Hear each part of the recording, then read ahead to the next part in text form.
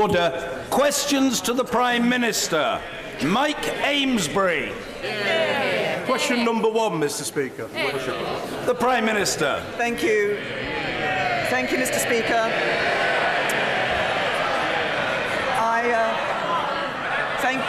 Thank you, Mr. Speaker, and I hope it's not too late to wish all members and staff in the House a very happy New Year. Mr. Speaker, this morning I had meetings with ministerial colleagues and others. In addition to my duties in this House, I shall have further such meetings later today. Mike Amesbury. I too would like to wish members of staff a happy New Year. At least 1.4 million households across the UK have been victims of unfair practices in the leasehold market, including my constituent, Emily Martin. In advance of any intended legislation, what commitment will the Prime Minister make to ensure that Emily and thousands of people tied into this pit-like scandal are compensated by developers now?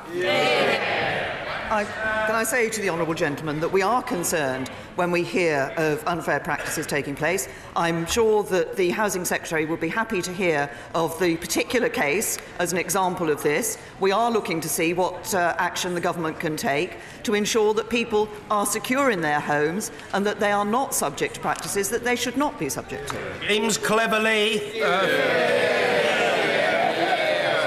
Thank you, Mr. Speaker. Mr. Speaker, in December, when the Brexit Secretary met Michel Barnier, they hugged. In that spirit, would my right honourable friend, the Prime Minister, passionately embrace, not me, Mr. Speaker, don't worry, would she passionately embrace the agenda that she set out last year to build a Britain fit for the future, to encourage home ownership, improve education and health and life chances, and leave this country in a better place than when we found it? Well, I have to say to my honourable friend, he talks about passionate embraces. I don't think he's ever had the kiss that he once asked for. But he's, if I may say, he's absolutely right. We are determined to deliver a Britain that is fit for the future, and that does mean we need to get Brexit right, but it means we need to do a lot more. He references house building. Yes, we are committed to building the homes that this country needs. That's why we've put 15 billion of new financial support available over the next 5 years. It's why we've scrapped stamp duty for 80% of first-time buyers. We're also improving school standards. 1.9 million more children in good or outstanding schools today, and we're protecting our natural environment. We're building a Britain that can look to the future with optimism and hope. Jeremy Corbyn. Thank you, Mr. Speaker. Mr. Speaker, could I wish you and all the House and all our staff a very happy New Year? Everybody's agreed? Yeah? Thank you. Just to, Mr. Speaker, I know it seems a long time ago, but just before Christmas I asked the Prime Minister about the 12,000 people left waiting more than half an hour in the back of an ambulance at A&E departments. She told the House the NHS was better prepared for winter than ever before. So what words of comfort does the Prime Minister have to the 17,000 patients waiting in the back of ambulances in the last week of December? Is it that nothing is perfect by any chance? I fully accept that the NHS is under pressure over winter. It is regularly under pressure at winter times. I've been very clear. I apologise to those people who've had their operations delayed and to those people who have had their admissions to hospital delayed. But it is indeed the case that the NHS was better prepared this winter than ever before. And it might be helpful. Yes. It might be helpful if I let the House know some of the things that were done in order to ensure that preparedness. More people than ever before having flu vaccines, 2,700 more acute beds being made available since November. For the first time ever, we have seen urgent GP appointments available across the Christmas period across this country. more doctors specialising in treating the elderly in accident and emergency. But the right honourable gentleman mentions the last exchange that we had in this House. In our last exchange, he said mental health budgets have been cut. That is not right. Simon Stevens from the National Health Service has made clear that mental health spending has gone up both in real terms and as a proportion of the overall spending. So will he now apologise for what he previously said? Mr. Speaker, the Prime Minister knows full well that CAM's budgets have been raided and that many people that need help are not getting that help. And Mr. Speaker, we saw on ITV News the other night that nurses are spending their entire shift treating people in car parks because of backed-up ambulances. We know the Prime Minister recognises there's a crisis in our NHS because she wanted to sack the Health Secretary last week, but was too weak to do it. And if the NHS is so well resourced and so well prepared, why was a decision taken last week to cancel the operations of 55,000 patients during the month of January? Can I say to the right honourable gentleman? Well, from the front bench, the Labour Party say apologise. Actually, if he had listened to the answer that I gave to his right honourable friend, the Leader of the Opposition, I've made clear that I have already apologised to those whose operations have been delayed, and we will make sure that those operations are reinstated as soon as possible. We are putting record funding into the NHS and record funding into mental health. But he keeps on about the preparations for the National Health Service. I was very pleased last week to be able to go and say in person a thank you to staff at Frimley Health Trust from both Frimley Park and Wexham Park hospitals for the work that they have been doing to deliver for patients across this period of particular pressure across the winter. Our NHS staff, and that's not just doctors and nurses, it's support staff like radiographers, it's administrative staff, it's porters, it's everybody working in our National Health Service, do a fantastic job day in and day out, and they particularly do that when we see these winter pressures. But in terms of being prepared, this is what NHS providers said only last week. Preparations for winter in the NHS have been more extensive and meticulous than ever before. Jeremy Corbyn. Mr. Speaker, we all thank all NHS staff for what they do, but the reality is that the 55,000 operations cancelled means that those 55,000 people join the already 4 million waiting for operations within the NHS. Perhaps the Prime Minister could listen to the experience of Vicky. Her 82-year-old mother spent 13 hours on a trolley in a corridor. That was on top of the 3 hours between her first calling 999 and arriving at hospital. Vicky says, and I quote, "A volunteer first responder from Warwickshire Heart Service, whose day job is in the army, kept Mum safe until paramedics arrived. Her mother then suffered a heart attack just a week before. This is not an isolated case." Does the Prime Minister really believe the NHS is better prepared than ever for the crisis it's now going through? First of all, can I say to the right honourable gentleman that nobody wants to hear people having to experience what Vicky and her mother had experienced. And of course, we need to ensure that we learn from these incidents, and that's exactly what we do in the National Health Service. And I'm very happy to ensure that that particular case is looked at, if he would like to provide me with the details of that particular case. But week in and week out in the run-up to Christmas, and now today, what the right honourable gentleman is doing is giving an impression of a National Health Service that is failing everybody that goes to use the NHS. The reality in our NHS is that we are seeing 2.9 million more people now going to accident and emergency. We're seeing over 2 million more operations taking place each year. Our National Health Service is something that we should be proud of, and that's why it's a first-class National Health Service, a first-class National Health Service that has been identified as the #1 health system in the world. That means it's a better health system than Australia, the Netherlands, New Zealand, Canada, Switzerland, Sweden, France, Germany, and the United States of America.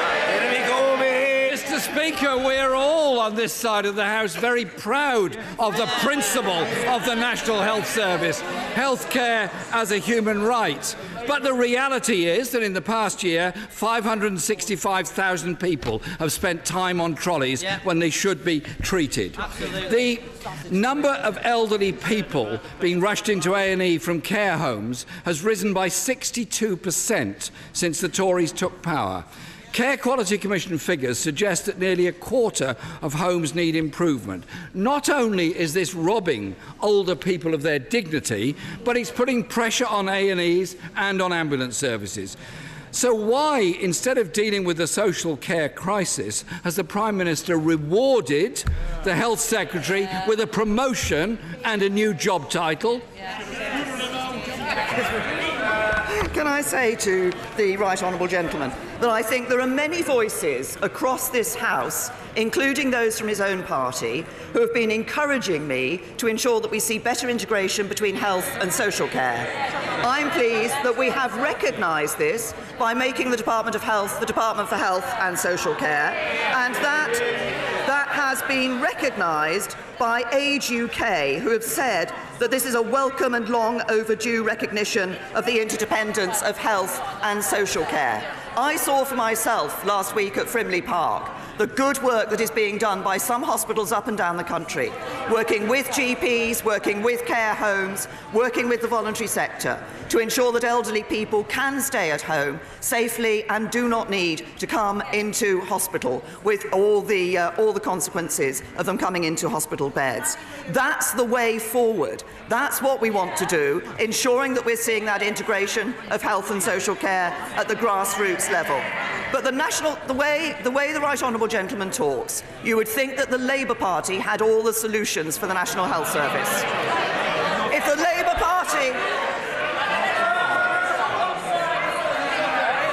Labour Party have got all the answers, why is it that we see funding being cut, targets not being met in Wales, where the Labour Party is responsible? Mr. Speaker, the Prime Minister leads a government that's responsible for the funding of national governments such as in Wales. She knows full well what's been cut from Wales. But she is, Mr. Speaker, directly responsible. She is, Mr. Speaker, directly responsible for the NHS in England. And giving the Health Secretary a new job title won't hide the fact that £6 billion has been cut from social care under the Tories.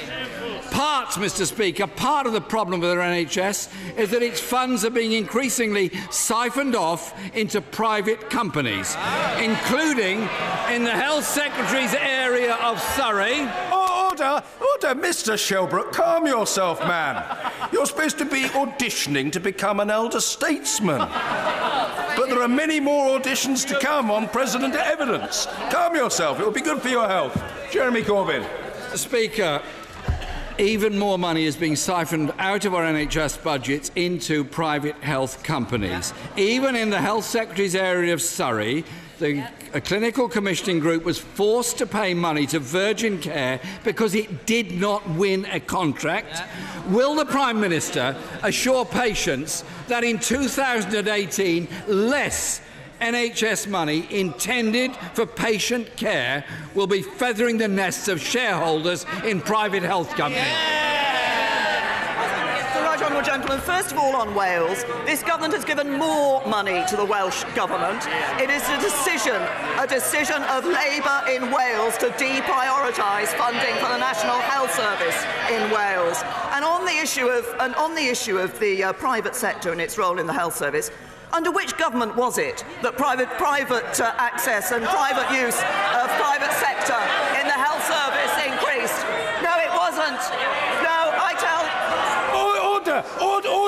Order. Let me order. I say to the Shadow Secretary of State for Health, he too is supposed to be auditioning for something.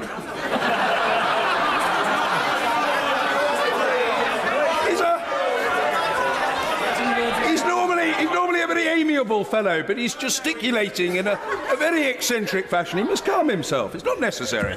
It's not good for his image. Prime Minister. I say to the right honourable gentleman, first of all, we've put more money into Wales, but the Labour government in Wales has decided to deprioritise funding for the National Health Service. And the increase that was seen in private sector companies working in the health service wasn't under the Conservative government, it was under a Labour government of which the right honourable gentleman was a member. Jeremy Corbyn! My honourable friend, the Shadow Health Secretary, is auditioning to be Health Secretary, and he shows real passion for our NHS.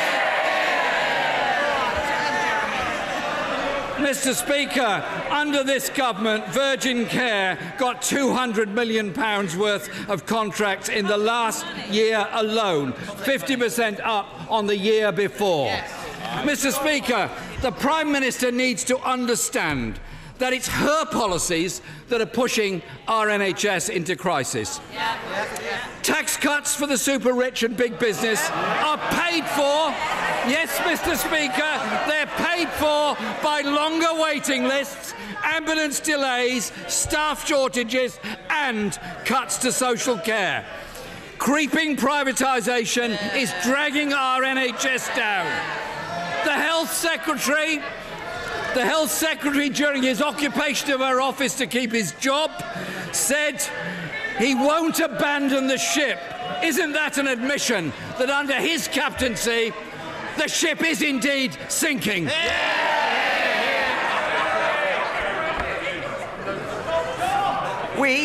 This government is putting more money into the National Health Service. We see more doctors in our NHS, more nurses in our NHS, more operations taking place in our NHS, more people being treated in accident and emergency in our NHS. But we can only do that. We can only do that if we have a strong economy. And what would we see from the Labour Party? We've turned the economy round from the recession that the Labour Party left us with. What do we know? What do we know about the Labour Party's economic policies? Well, we were told all about them from the description from the Shadow Education Secretary, who I see is not in her place on the front bench today. I do apologise. I didn't realise, Mr. Speaker, I did not realise the Shadow Education Secretary was herself undergoing medical treatment. I apologise unreservedly for that comment.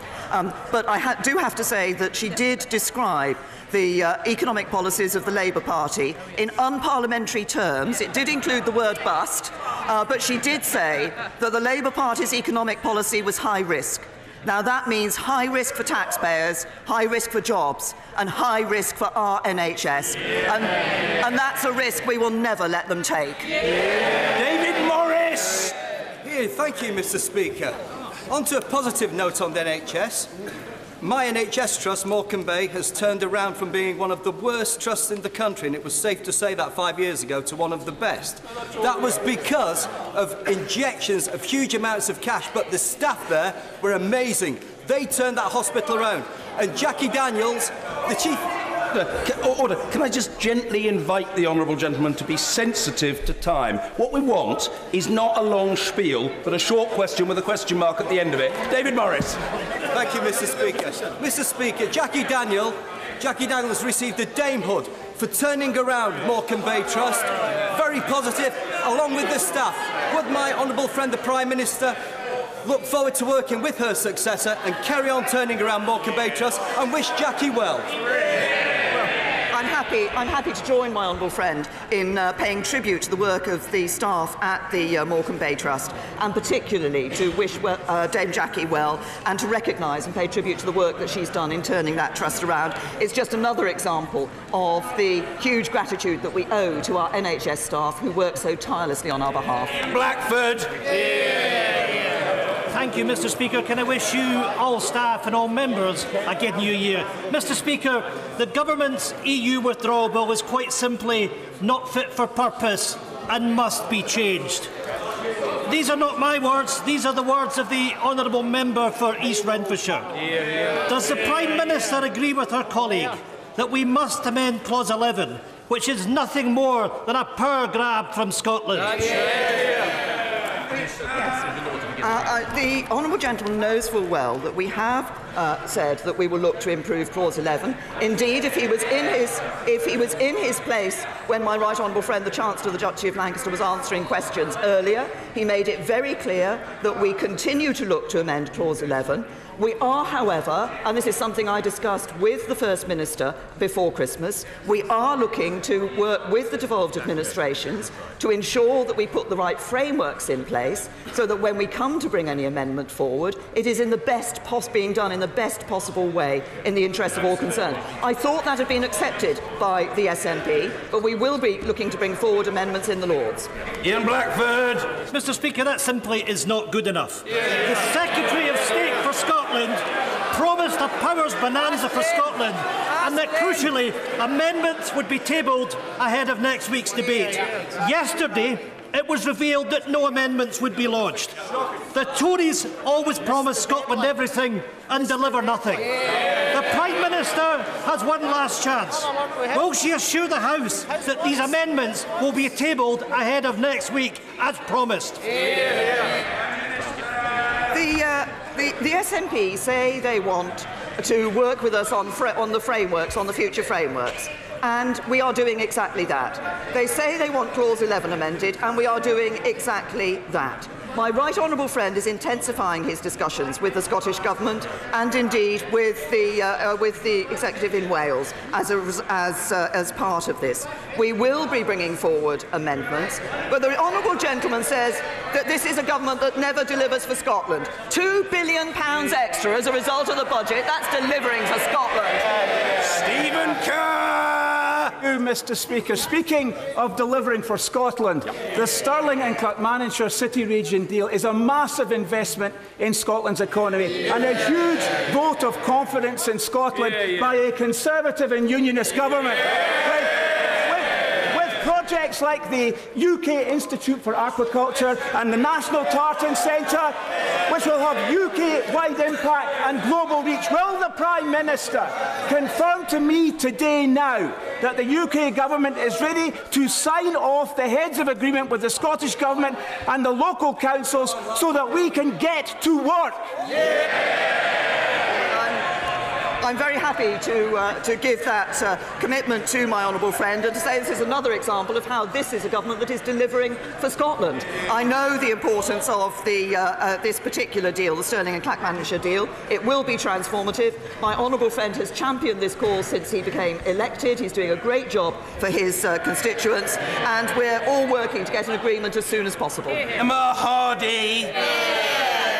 Thank you. Mr. Speaker, I have been contacted by 11 constituents who are frightened and many of them suicidal because they've been told by either Hull or East Riding CCG that their desperately needed pain infusion treatment will be stopped. This is the cruel reality of the NHS having to ration treatment due to funding cuts.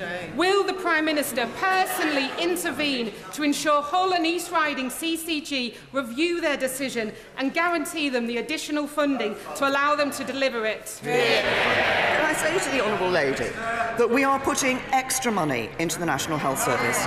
We are not cutting the funding for the National Health Service. CCGs will be taking individual decisions about how they apportion their funding, but to stand up here and suggest that we are cutting funding to the National Health Service is plain wrong. Lucy Allen. Thank you, Mr. Speaker. Telford is a rapidly growing new town where thousands of new houses are built every year, and people come to Telford to buy their home on a new build estate and live their dream. But for far too many, the reality is unfinished communal areas, unadopted roads, non-compliance with Section 106, developers failing to take responsibility, and the local council passing the buck. Colleagues across the House see similar problems in their constituencies. Will the Prime Minister agree to strengthen the rights of homeowners on new build estates so people can come to Telford or to any other new build area and buy a new build home confident they can live their dream.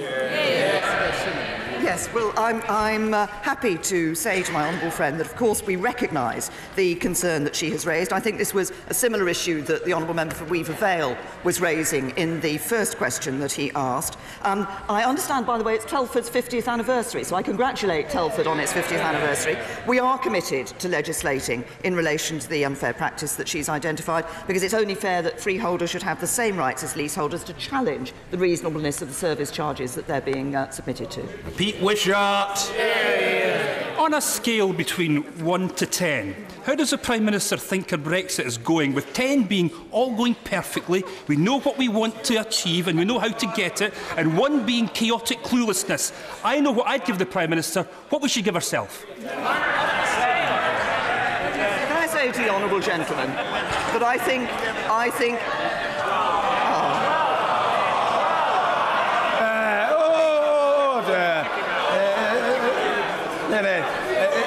let me just say to the honourable gentleman who I've known for a long time, I think when he comes to reflect on his conduct, he'll know he can do better than that. Yeah. He can do better than that. The Prime Minister. Thank you, Mr. Speaker. Can I say to the honourable gentleman that I think anybody who saw the success we had in negotiating phase 1 of Brexit and getting that sufficient progress will say that actually this is a government that knows what it's doing and is getting on with the job and is doing well. Dame Cheryl Gillan.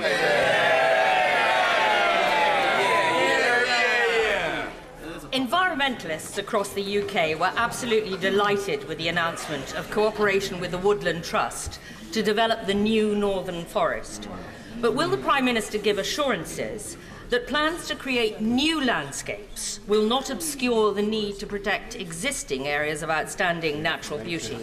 And will she confirm her commitment to protect the Chilterns AONB as we pursue the government's economic and housing development plans? Can I say to my right honourable friend, first of all, I'd like to congratulate her on becoming a dame in the recent years on this. That is a very, very well deserved.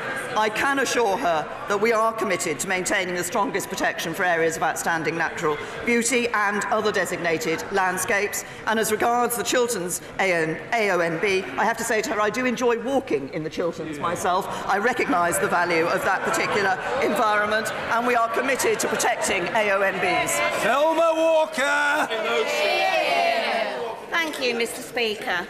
I was a teacher and a head teacher for 34 years, so I know that I speak on behalf of thousands of teachers and support staff when I ask Prime Minister, in light of the recent announcement of a fall in teacher training application numbers by a third, will the government listen to professionals and fully and fairly fund our schools and colleges, end the toxic culture of targets and tests, deliver a broad and balanced curriculum, and most of all, return the joy of teaching and learning back to our classrooms? Can I say to the honourable lady that we are putting record sums of money into our schools. We are ensuring, but more than that, we're ensuring that we're seeing increasing standards in our schools. That's why today there are 1.9 million more children in good or outstanding schools than in 2010, and I hope she would welcome that. Evan Foster. Thank you, Mr. Speaker. The Prime Minister will be aware there is great potential in the South West to increase prosperity and productivity. Will she therefore confirm how her government will be backing the South West, in particular the need to invest in our vital road, rail and digital infrastructure? My honourable friend is absolutely right, and he's a great champion for the needs of the South West. And we do want to increase prosperity and productivity in the South West, and indeed right across the country, but we are taking some particular steps. We've obviously, across the country, we're committing significant sums of money in relation to infrastructure investment and road investment strategy, and we're committed to creating an expressway to the South West. This, I think, will be part of an important development, investing more than 400 million into the rail network in the area. And I'm pleased to say over 600,000 homes and businesses in the South West now have access to superfast broadband as a result of our superfast broadband programme. There's more we can do for the South West, and I look forward to working with my honourable friend in doing that. Luciana Berger. Mr. Speaker, Speaker, the Health Secretary said that the government wanted to be the best in the world for cancer diagnosis, treatment and care. Today, according to a memo from the head of chemotherapy at Oxford Churchill Hospital, terminally ill cancer patients will have their chemotherapy cut because of a massive shortfall in specialist nurses. Will the Prime Minister apologise to cancer patients and their families for this appalling situation? I say to the Honourable Lady that the Trust has made clear there are absolutely no plans to delay the start of chemotherapy treatment or reduce the number of cycles of treatment given to cancer patients. But what Simon Stevens has said is happening in the NHS in relation to this is, over the past 3 years, highest cancer survival rates ever. Latest survival figures show an estimated more than 7,000 more people surviving cancer after successful NHS cancer treatment compared to 3 years prior. And we do see 3,200 more diagnostic and therapeutic radiographers than in May 2010. So we will continue to look at this, but we're continuing to put the funding in that is enabling us to improve our treatment for cancer patients. Dr. Andrew Murison. Mr. Speaker, with record funding, our NHS is doing more than ever. But when the UK is in the bottom third of countries for heart attack deaths, when we have significantly worse survival for stroke than France and Germany, and when our closest match for cancer survival is Chile and Poland, is it not time to act on calls from across this House and backed this week by the Centre for Policy Studies to establish a Royal Commission on health and social care in this, the 70th anniversary year of our most cherished national institution? Well, my honourable friend is right that we need to continue to look at the National Health Service and ensure that we are continuing to improve the performance in a variety of areas. The Independent Commonwealth Fund has been clear that the National Health Service is the best healthcare system in the world, that it is better than systems such as those in Germany and France and the list of other countries that I quoted earlier. But of course, we need to look at what more we can do. That's why we're putting more funding in. That's why we're looking at the better integration of health and social care on the ground. It's about making sure we're making a change now and doing that integration now, because that's when it's going to make a difference to people. Graham Morris. Thank you, Mr. Speaker. That the Prime Minister said that she'd reshuffled her ministers so they look more like the country they seek to represent. I'm not quite sure about that, but in that spirit, will she acknowledge the massive problems we have with the private rented sector, with absentee private landlords? And will she commit to come to visit Easington to gain her own appreciation of the scale of the problems facing many working-class communities? And in the spirit of goodwill, will she support and give free passage to the bill on homes fit for habitation being promoted by my honourable friend, the member for Westminster North? Well, can I say to the honourable gentleman, I have many fond memories of the time I spent in the North East when I was a candidate up in the North East, working with those. But we do need to ensure that we have a good private rented sector in this country. I have to say to him, though, that the one set of policies which would damage the private rented sector are the policies put forward by his Leader of the Opposition. Bill Grant. Thank you, Mr. Speaker. I was delighted to hear the Environment Secretary last week confirm this government's commitment to supporting farmers after we leave the European Union. Can my right honourable friend assure me that when designing a future system, the unique needs of Scottish farmers and indeed crofters will be taken into account in any such new system? Thank you. Well, my honourable friend is right that, of course, as we leave the European Union, we'll be able to put in place our own policy of support for farmers. We want that to be a policy that recognises the particular needs of farmers across all parts of the United Kingdom, and, of course, that will include the particular needs of farmers in Scotland. Gerald Jones. Thank you, Mr. Speaker. My constituency office and local Citizens Advice Bureau are receiving ever-increasing complaints about PIP claims. Assessments are being refused, and currently 65% of claims are overturned on appeal at tribunal. Growing number of appeals means that tribunals are taking longer, anything between 4 and 7 months. Can I ask the Prime Minister if she agrees that the PIP assessment process is fundamentally flawed, and what action she can take to avoid unnecessary expense of court and, more importantly, the undue stress and hardship being caused to my constituents and those across the country? Well, I understand the point that the honourable gentleman is making about ensuring, as we want to, that these assessments are being conducted as well as they can, and that people are getting the awards that they, in fact, should be getting and that they're entitled to. In fact, since we introduced the personal independence payment, we've carried out around 2.9 million assessments. 8% of those have been appealed, but only 4% of those decisions are changed following an appeal. And in the majority of cases, it's because new evidence is presented at the appeal than was presented when the original case was being put forward. But of course, the Department for Work and Pensions continues to look at ensuring that when these assessments are made, they are done properly and that people get the right results. Caulfield. Thank you, Mr. Speaker. My constituent Justin Bartholomew was just 25 when he committed suicide late last year. His family are convinced that his intake of high-energy drinks, over 15 cans a day, increased his anxiety and contributed to his death. Given the increased safety concern around the high-energy drink market and the actions of people like Jamie Oliver and Waitrose, would the Prime Minister consider introducing a national ban on the sale of these energy drinks for under-16s?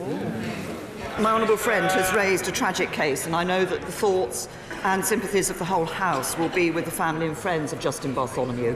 Of course, we have introduced the soft drinks industry levy. We do recognise that there are issues around drinks that are high in sugar, and we know that energy drinks high in sugar can be damaging to children's health. We're supporting schools and parents to make healthier choices and to be able to identify those through clearer labelling, through campaigns. But of course, this is an issue that the Department of Health and Social Care will continue to look at, and they'll continue to look at the scientific evidence in relation to these drinks. Thank you, Mr. Speaker. I have a constituent that escaped an abusive relationship and has been passed from pillar to post between the old Child Support Agency and the new Child Maintenance Service. Now, after 4.5 years of this, she's now been told by the CMS that she has to start the whole process all over again. And on top of that, they're insisting that she passes on her personal and her bank details directly to her ex-partner to receive payment. So will the Prime Minister agree to help resolve this problem and agree to look at the system that's allowed this abuse to continue? I say to the Honourable Lady that obviously she raises a distressing case. I recognise there are arrangements in place which would ensure that an individual would not, as I understand it, have to pass their bank details on directly. The fact that her constituent has been asked to do that, I think, is something that should be looked into, and I'm sure if she passes those details to the appropriate department, they will look into it. Colin Clark. Thank you, Mr. Speaker. Does the Prime Minister welcome the findings of the Social Research Survey that the majority of Scots believe the rules on trade and immigration should be the same in Scotland as in the rest of the UK? It looks like they agree. We are better together. Well, I think my honourable friend has raised a very important point. People across the UK want to see controlled immigration. That's people in Scotland as well as people in the rest of the United Kingdom. And as we leave the European Union, we'll be able to introduce our own immigration rules and control that immigration to Britain from Europe.